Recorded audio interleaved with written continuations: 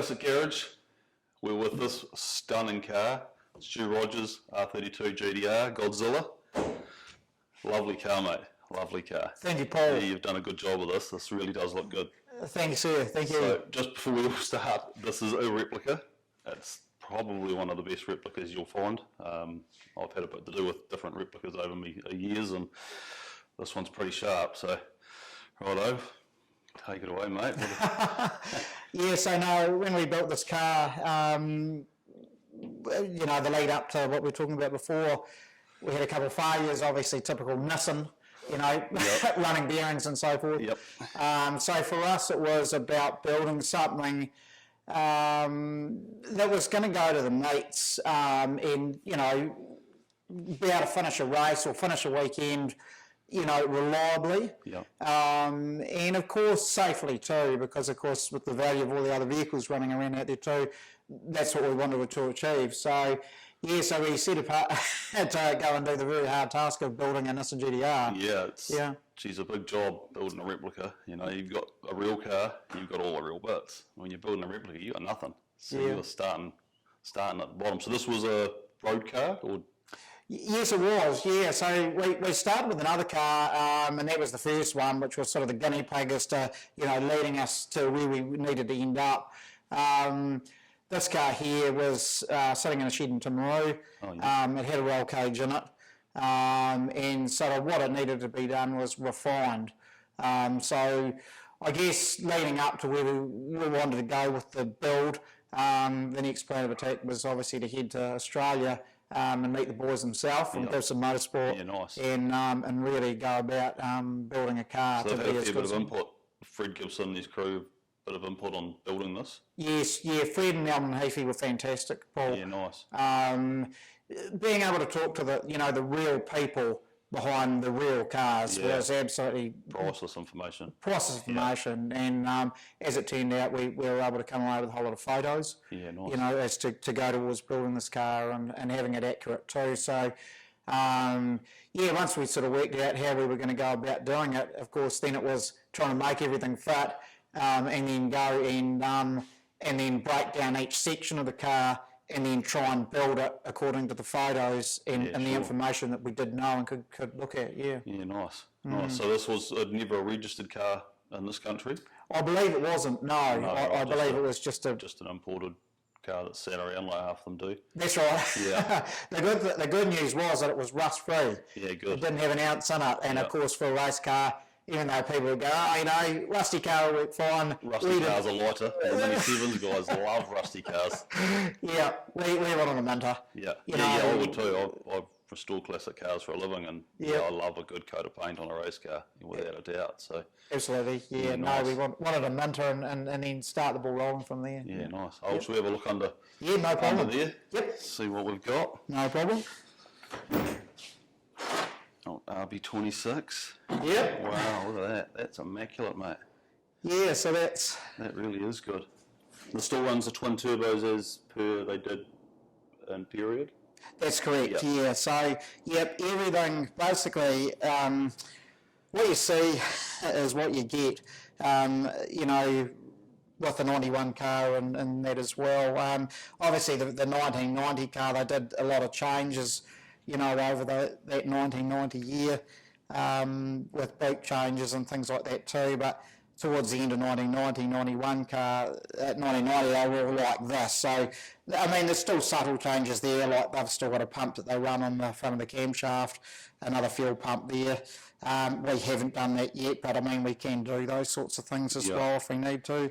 But as far as all the airflow into the turbos, all the pipe work, all the way custom oil catch cans that run all over the show and over to the left-hand side of the car, the swirl tank, the block, the N1 block, and all that sort of stuff. We've tried to keep that as period as we can. Yeah, cool. Just so people get the idea that it wasn't just, cool, we'll just build a motor and throw it in the car and, you know, that's the thing with building replicas, if you just put a sticker on it, it's not a replica. That's right. A replica should be as accurate as humanly possible. So this is signed, Fred Gibson, Jim Richards. Yeah, so Freddie and Jim signed it, which was fantastic. Yeah, nice. Fred when he looked under, Fred's exact words were, it's like looking at a ghost. Yeah, right. And he said, look, this is an absolute genuine replica. You know, go and put a cover over it, take it home, don't drive it. Yeah, right. But of course, I wanted to bring back something for them as well, and you know, out of appreciation for what they absolutely. Yeah, I mean, I remember the Bathurst. I've watched Bathurst for as long as, geez, I can remember. Yeah. And I remember the hype when these turned up. Yeah. You know, even the fizz on the TV, the commentators talking about them. Yeah. These were just stunning cars. Literally killed Group A. Yes. Literally killed Group A. But the technology in these compared to what everyone else was running was mind bending, to be fair. Yes. Yeah. No, they were certainly a fantastic car, weren't they? You know, when you saw them come out. You know, in that 1990, and you know, particularly, you know, even the first race, even though they had problems with them at Mallala, when, you know, Scaife went up against Brock and went away to the lead, you know, it was incredible, weren't they? They were certainly a formidable competitor. Yeah, off the line. I've watched a lot of the old YouTube videos on them, and off the line, man, nothing got close to them. They were just out there and gone. Yes. You know, it was a fight for third. Yes, yeah. No, they're a great machine, all right. Like, I mean, when everything's going well, they're going good. And one thing is, people look at them and go, oh, you know, you're in a GTR, you should win everything and beat everything. But really, they're actually quite a hard car to drive. You know, personally, myself, like, by the time we've got all the gear and all the fuel and everything in there, it's a bit over 1,600 kgs. Yeah, right. So I do remember them saying that, like, Richards and Scaife saying these are very hard car to drive. Yeah, We're hard up it. They certainly are, and particularly at Royal Planetary with things like the hairpin, where, you know, a lot of cars will go out wide and try and get the swing to come in. We find it's easier to V the corner and just drive flat out up to it, and then come out of it straight because of the full drive and how the power comes on and everything like that too. Right. So. Yeah, no, they are a really hard car to drive, and it takes more about thinking about how the car works and then getting the best out of it, as opposed to just putting your foot down and hoping to go fast. Yeah, hoping you're going to go fast, isn't it? Yeah. One thing I do enjoy is the effort you've gone to put the centre lock wheels on. That's, I know that in itself is a mad expense. Yes. But honestly, it really makes the car, if you're going to go and do a replica, you've got to really commit to building one, and thoroughly enjoy those centre lock rims on that. It really does look good. Yeah, thanks, Paul. Yeah, no, when we, you know, obviously when we're going through the trials of trying to sort of get everything and get our hands on original wheels and that type of thing, you know, there was just nothing to get. So we contacted Dan at Elite and bothered him with the problem. He made it his problem. So wheels and spindles and... Yeah, a good friend of ours owns Elite Wheels, Dean Hunter at Elite, so... Great Christchurch company, so... Yeah. They look great. Yeah, between the wheels and the spindles and getting all that stuff made up and getting the offsets right so that you wouldn't get excessive guard rub and stuff like that. You know, going to all the geometry and stuff like that. It was Racefab for all the subframes, Robert Racefab.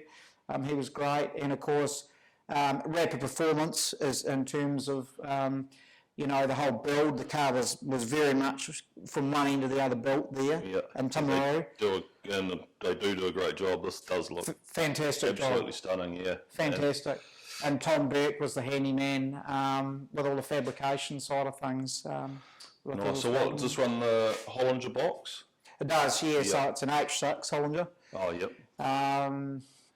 We might have a look inside, eh? Yeah, no problem. Yep. I'll pop the boat up too, Paul. Yeah, nice one. We might as well go there first, eh? Okay. Runs the full drive, wow. Yep. So the full dual drive, yeah. It took hours and hours and hours. Yeah, that looks it too. Of setting up.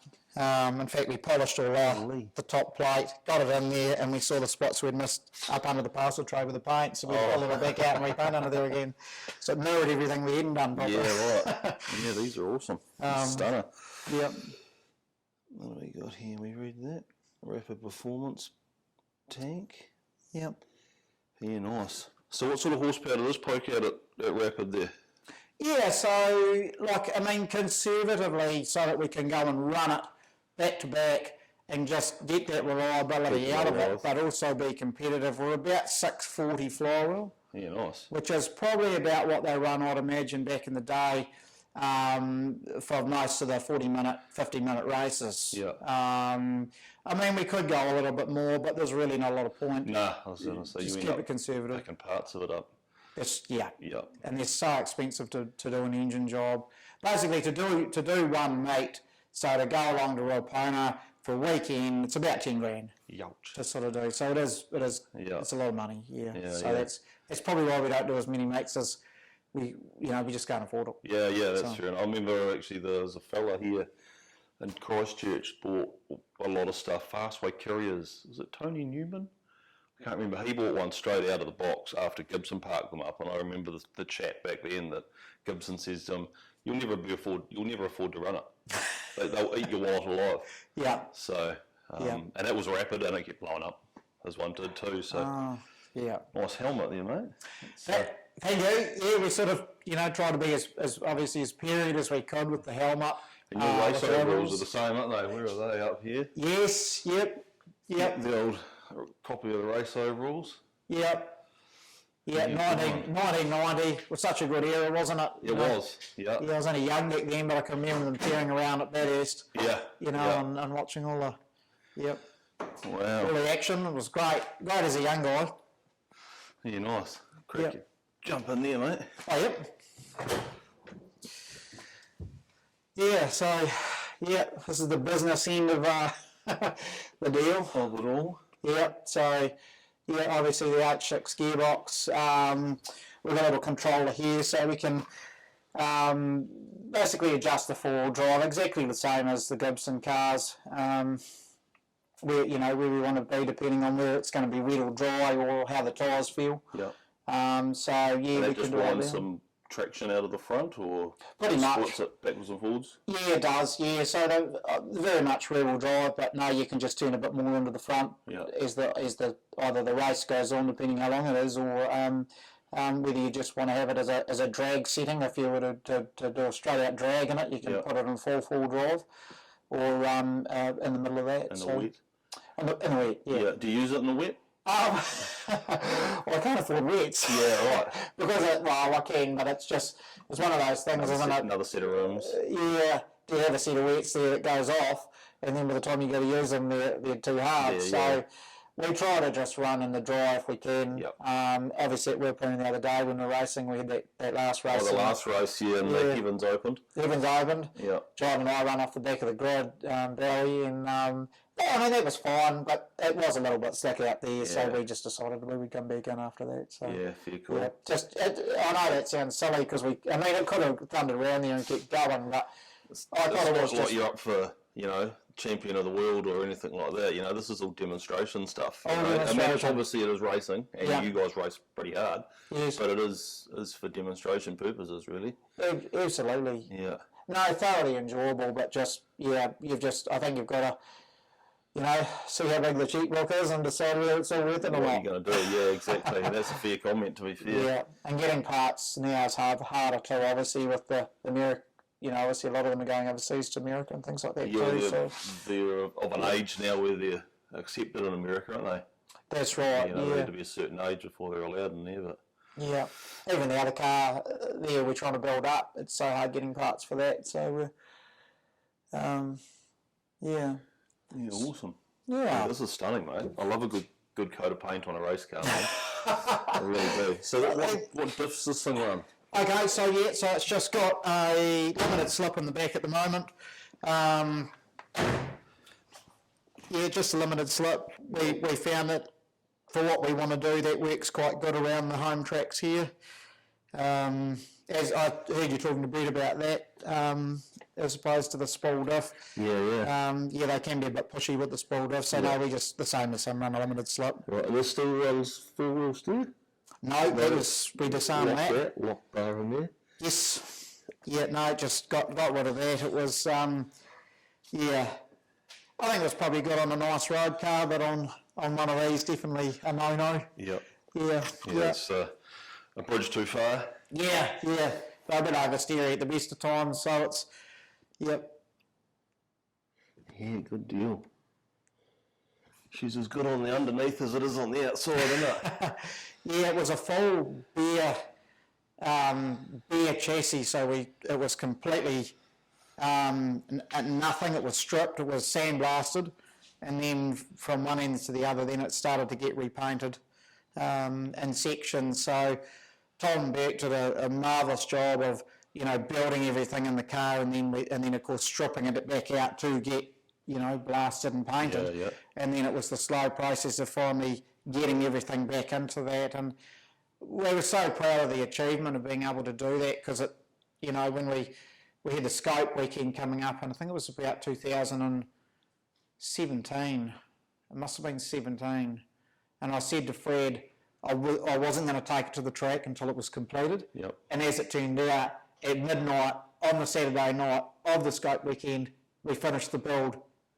Not complete, but it was pretty good, and we took it to Royal Paint on the Sunday, and hence where the signatures of Jim and himself come from. So it was it was so special, because my dad had a lot of input into it as well. Yeah, nice. Before he left. Oh, yeah. Or just passed. So so to build this car, to me, it's priceless.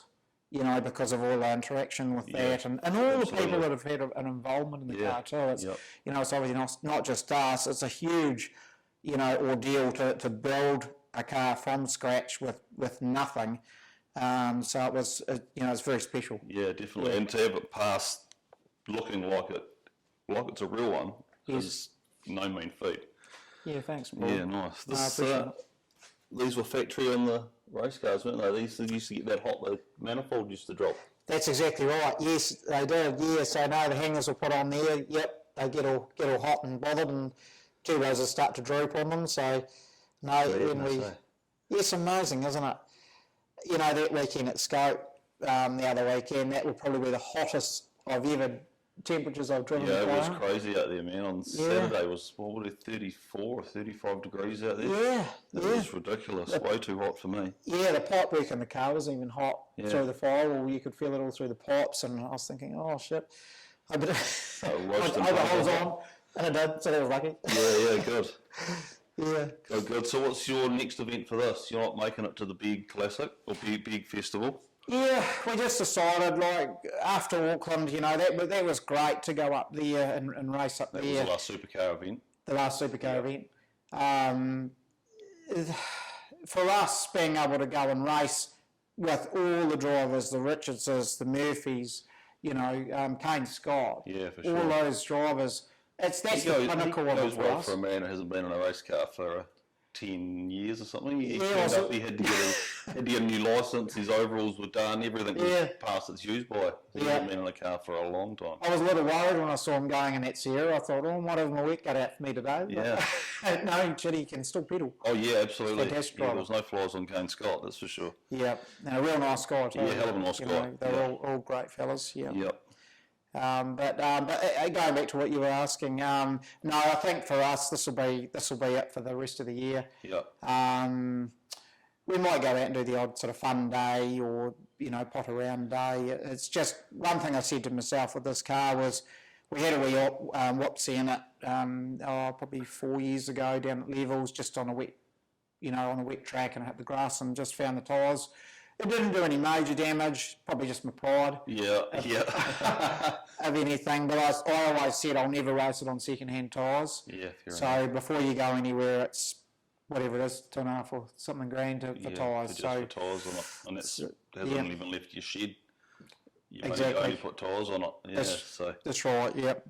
Yeah. So so that's where the cost comes in. But no, so we'll probably do that, and then by the time that happens, it'll be winter, and we'll sit there probably the next scope, I'd imagine. Yeah, right. So, nice.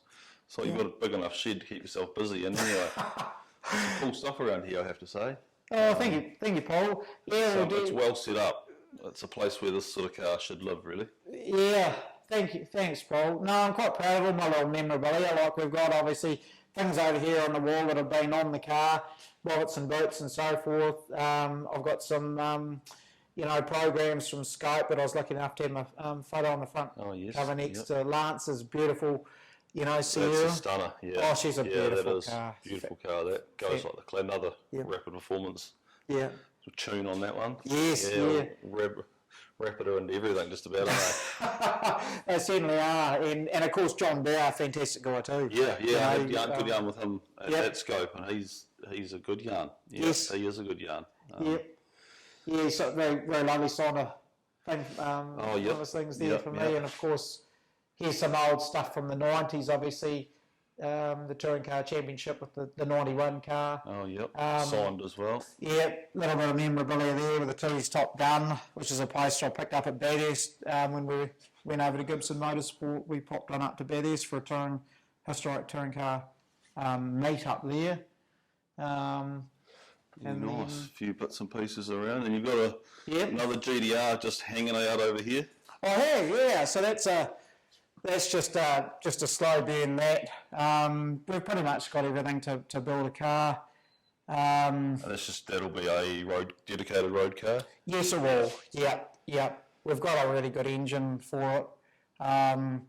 It'll probably be more of a dyno queen, I'd imagine.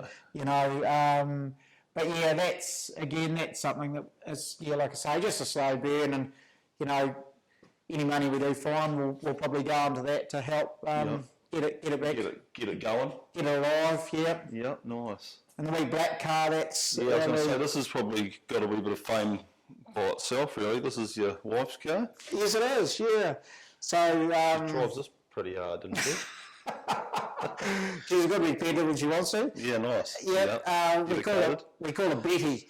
Black Betty. Black Betty, and another rapid tune, of course. And look, it doesn't make huge horsepower. It's about 440 flywheel. To be fair, that's probably enough on something that size. Yeah, 2.3. It's a wee stroker, and nice. look, it's very 90s, like just with the wheels and. Yeah, I like it.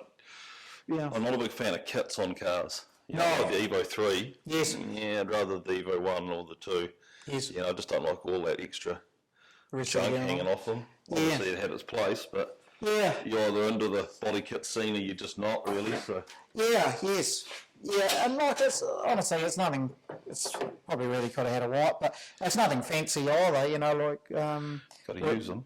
Yeah, we got second in the roll. Yep, second in the roll racing about 2 years ago, up against a four-wheel drive Safiro RB30. I think it was about late 6s or 700s or something horsepower wise, but a really rapid Safiro four-wheel drive with a sequential box, and old Betty come in second to that, so we're pretty happy to fight our way through to the end. Yeah, because some quick cars will turn up for that roll racing. It certainly is now.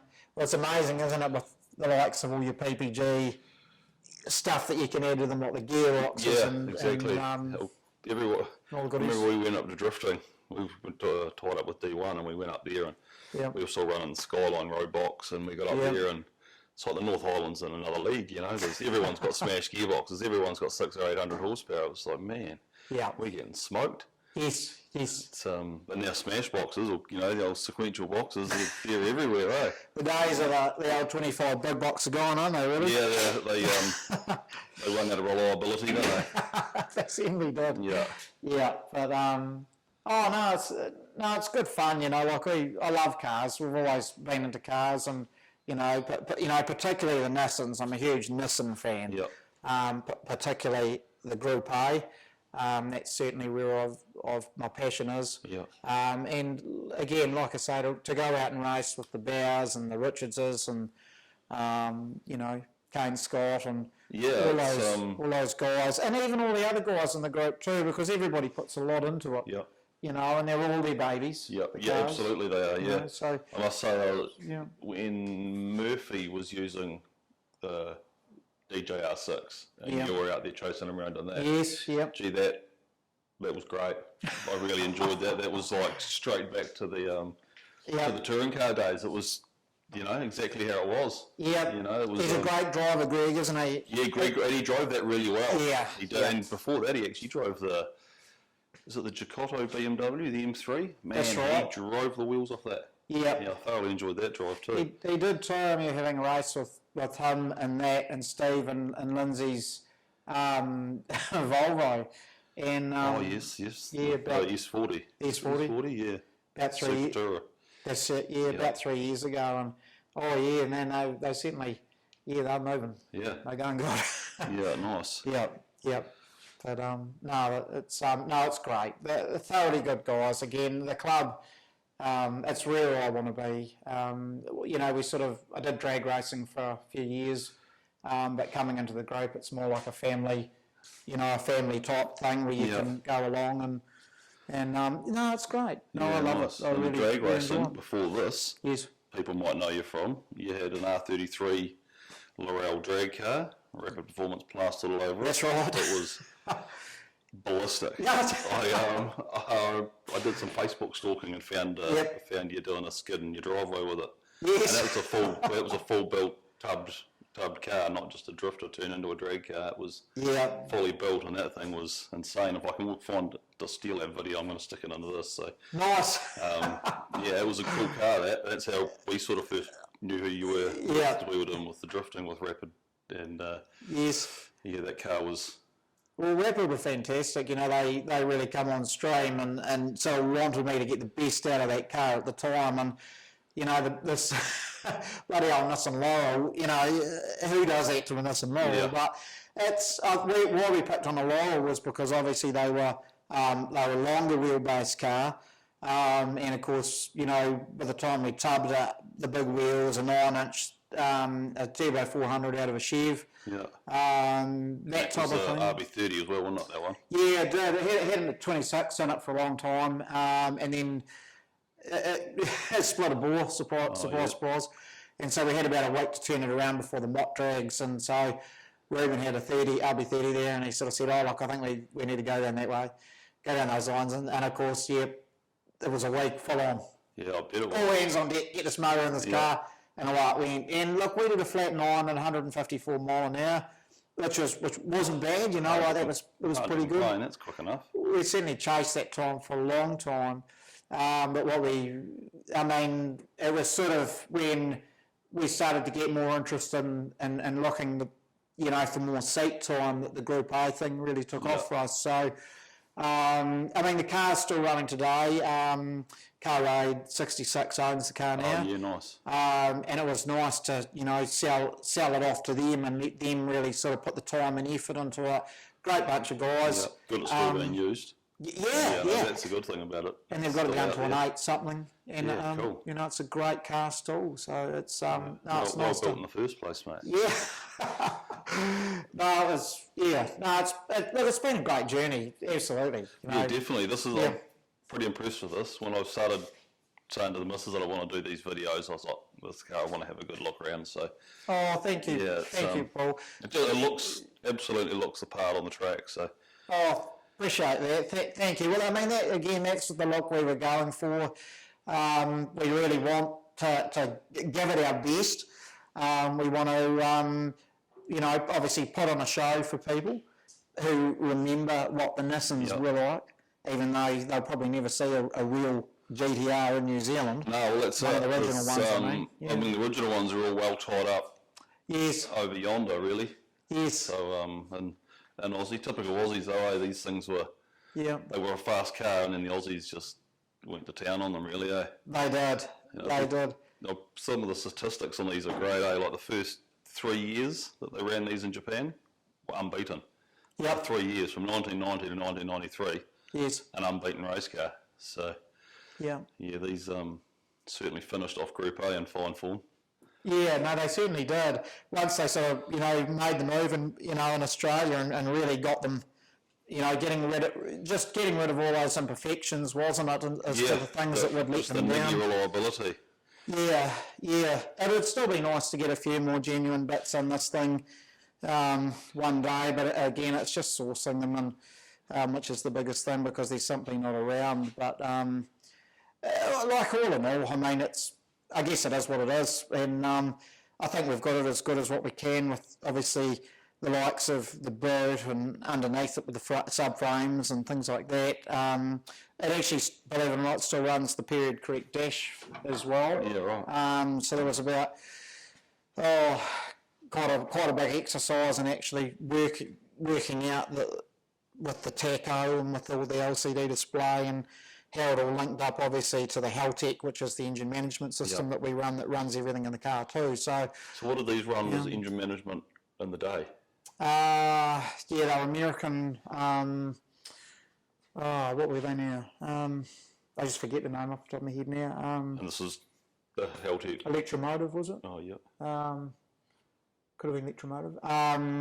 Sorry, Paul. This runs a Haltech. There's a Haltech now. Yeah, nice. Yep.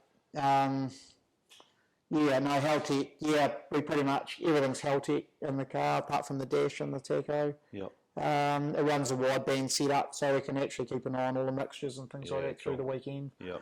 Just to make sure there's nothing silly about it let go. Yeah, that's mixture wise. I mean, if it's available, you should be sort of keeping an eye on that sort of stuff. If the computer does it, that's the whole point of it, you know. Yeah. And the other thing too is it just runs on air gas. Oh, it's mad. Yep, just as per the, you know, what they probably were back in the day. Yeah, I was talking to Ruben from Rapid with that about the DJR6 car, and he said that runs on ALF 102 race fuel. Yep. I wouldn't want to be paying the fuel bill because he told me what that was worth a litre, and I nearly fell over. So it's it's close to $10 a litre, that stuff, eh?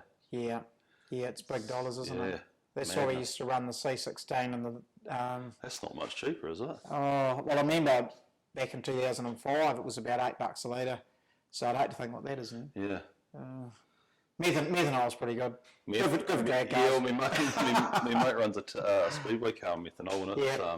He was telling me the price of the fuel, and I'm like, yeah, it's cheaper than pump fuel. Yeah. No, it's certainly, definitely. No, it's really good, isn't it? Because of course you can run a bit more timing and, you know, push plenty more fuel into them, but for that type of application. But no, I mean, look, even this thing, you know, just on 100 octane, it's fine. Yeah, you know, well, like it's got enough horsepower and it stays alive. So yeah. No, it's all about the tune, and again, going, you know, Rapid have been great. I just couldn't speak highly enough of them as far as that goes. But of course, I've got a few other guys on the sheet here as well. HPE, old Gav from HPE, he does engines. Yeah, he did the bottom end for a D1 car. For sure, Gav's fantastic. He's the only one I'd let do my engines. Yep. You know, just, you know, for this type of thing, he's great. Obviously, Goodyear, Carl at Goodyear, if you want tyres. With Carl. Yep, Carl's fantastic. Dave at Brake Tech, he's fantastic as well. And of course, that's my company, Farm Bike Services, North Canterbury. So, yeah, there's probably a few others I missed off the list as well that have helped me over the time. But Simon Grace as well at the Performance Paris. He's real good as far as the setup of the car goes. He had a bit to do with DJR. Yes, he did. Yeah, that was that guy. I don't know him, but I know of him. Yeah. Simon was fantastic. So we took the car along to get the setup. Ex-drifter too, I think. Tied up back in those days. I think that's how some people know him.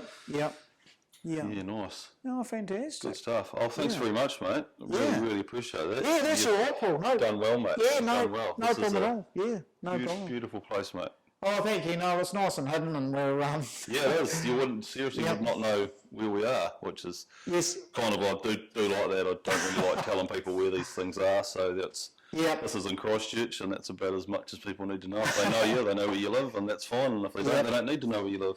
Yeah, well, we've got a hungry German Shepherd anyway. Yeah, good. Yeah, you have. Yeah, so, no, fantastic. Hey, thanks for coming along, Paul. Yeah, good. I really appreciate it. And, that's the one, mate. Thanks very much. No, very much appreciated. So, good deal.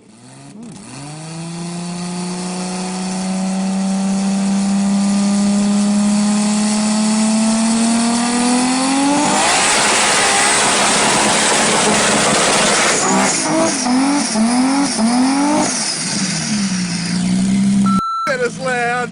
Holy